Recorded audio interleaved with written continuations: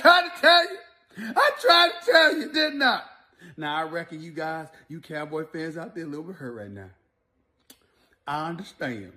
Because over the last couple of weeks when y'all won some games, y'all ignored that sub 500 record. You ignored that porous defense. You ignored all of it. Because you said, hey, even though it's the NFC least, it's still a division. And as a result, we going to end up in the playoffs. That's what you thought, didn't you? That's what you thought, didn't you? Well, I'm so sorry to break the bad news to you, but those Cowboys are going home. You're going to watch the Redskins tonight going up against those Philadelphia Eagles. The Giants might win the division. Doesn't matter. See the job Joe Judge is doing. See the job Mike McCarthy's doing. But I give you this. You waited till the last game of the regular season to do it. Tease those Cowboy fans. I love it. I love it. Happy New Year! How about them Cowboys? See you on First Take tomorrow. Lord have mercy. What's up, you Cowboy fans? You think I forgot about y'all? You think I forgot about y'all? I know y'all happy, feeling yourself, thinking y'all about to go to the playoffs. But remember, you gotta win. And the Washington football team has got to lose. And remember one more thing while y'all sitting there with your arrogant selves. What can go wrong will go wrong. Whoa! We'll see. See y'all later. Don't lose. Don't miss the playoffs on the last game of the regular season. Don't you do it. Otherwise, you do not want to see me tomorrow. I'll be back off vacation on First Take, by the way. Oh, you don't want to see me tomorrow if y'all lose out on getting to the postseason. Trust me.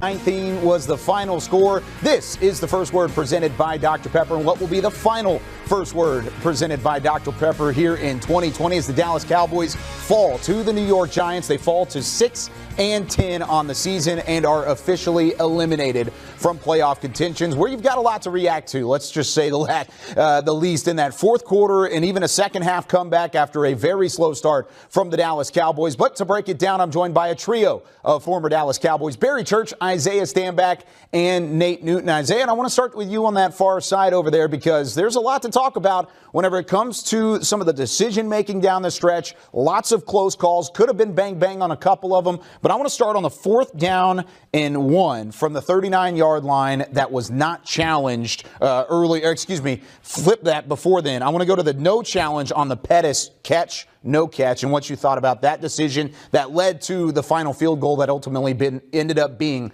the game winner.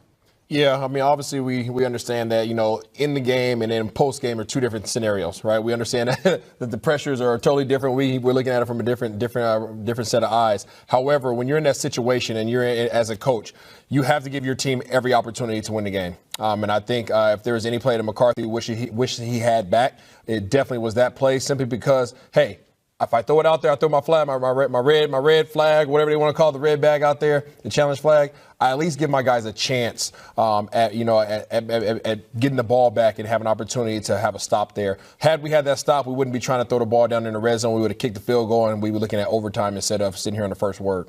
It's a lot of things leading up to that. Leonard Williams had a nice day, the defensive tackle for the New York Giants. But I tell you, man, you got people upstairs looking at that.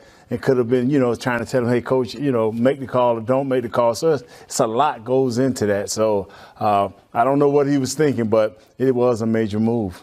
Yeah, it was a major move, and it was a big part of this game. I mean, look, if we challenge that and it ends up being an incomplete pass, I think they're out of field goal range. They punt the ball, and like you said, we're not, setting 5 wide receivers out in the red zone trying to throw the ball. We're in field goal range. But, I mean, I can't put it solely on that call at all. I mean, the Cowboys put themselves in this situation by not playing their best football when they needed to. And so this was kind of that microcosm of the whole season. We started out strong, and we seem not to be able to finish games. And that's what happened this year. And too bad the season's over with. Well, and it's fitting seemingly all season long. What was the struggle on the offensive side of the football?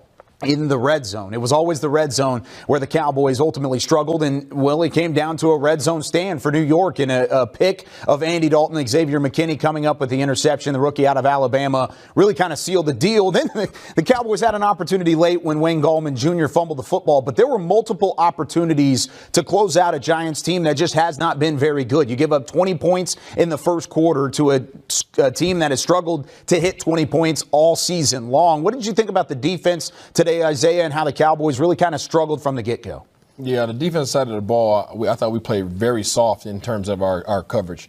Our defensive line did not have a big enough presence. They were able to run the ball when they wanted to. And then in the passing game, Sterling Shepard was completely destroying us. I mean, he was just running whatever routes he wanted to. With our soft coverage, it almost appeared as if they were running routes on air, which is what you do in pregame when it's just you guys play and catch. And you talked about that last little series down there in the red zone for our offense. That was just all out bad. We had a misassignment there, which allowed big Leonard Williams to again come in there and get another big play. You know, we talk about it, and we saw how at the beginning of the season, the penalties at the wrong time, the turnovers, all of these things. Today it showed back up again. We get them off the field, we come up with a Jordan Lewis bad move. I mean, you go up and just butt a man in the head. You know, instead of you playing smart, it's all right to talk a little noise and to get up on somebody, but to butt a man and give a guy a first down for them to go down and score, you have to be smarter than that. Yeah, you got to be smarter than that. And as a whole, I got to say, I'm pretty disappointed with the way the secondary played out there today. You know, this winning streak they had, these 3-game winning streak, everything was kind of bottled in. They didn't let anything get over the top of their heads. And today it was the complete opposite. I mean, Darius Slayton had his way out there. And as you mentioned, Shepard, I mean, he was routing up anybody that tried to cover him. AB tried to get up on him. You know, Wilson, all those guys tried to, but they just couldn't contain this guy. Daniel Jones went out there and did what he had to do. He was not a turnover machine like we thought we were going to get in the pregame, but overall, man, the secondary just didn't come to play, and as a whole, the defense didn't either. Well, he still gave you a couple opportunities, through an interception and then had the fumble on the handoff to Gallman early in the game. But when it comes to emotional games and playing like this for a play-in type of scenario, but is there any kind of, I guess, pushback, you would say, from a Cowboys standpoint in playing in these big-time, prime-time, win-or-go-home type of games? Because it seems like over the past decade, maybe